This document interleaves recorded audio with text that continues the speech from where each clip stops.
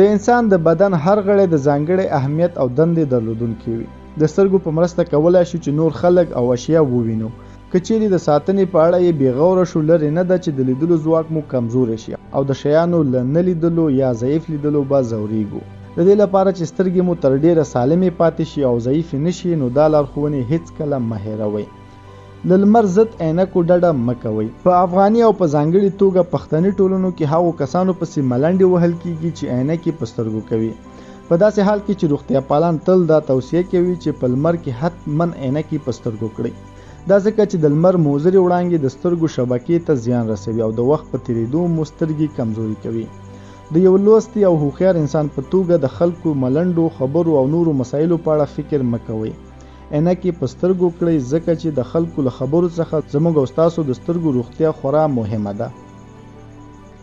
له چککو ډډه وکړئ. په اکثرو کورنیو کې چې د چا سترګې درد کوي، راسن درملتون ته ورځي او د سترګو چکک اخلي. په طبي لحاظ دا کار ډیر نامناسب دی. که تاسو پرله پسې له دې قطرو ګټه واخلئ، نو د سترګو د شبکې کوچني رګونه انقباض پیدا کوي او د سترګو دید مو ننګوي. که سترګې مو درد کوي، نو د همدې برخې متخصص سره ووینئ او لارښوونې یې عملي کړئ.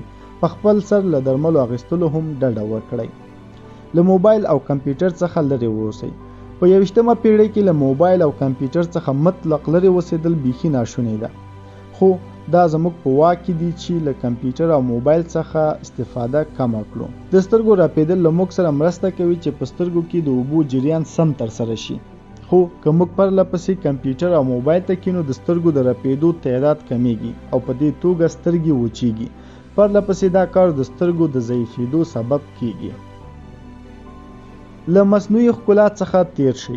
هر انسان خوښوي چې ښکلی وایسي او نور یې خوښ کړي، مګر دا کار تل زموږ په خیر نه وي. کله ناکله له لینز او نورو آرایشي توکو استفاده کومه ستونزه نه پیښوي، مګر همیشه له دې توکو ګټه اخیستل زموږ د سترګو روغتیا ته زیان رسوي. همدارنګه د سترګو له سینګار سره ویده کېدل هم زموږ د سترګو روغتیا له ننګونو سره مخ کوي.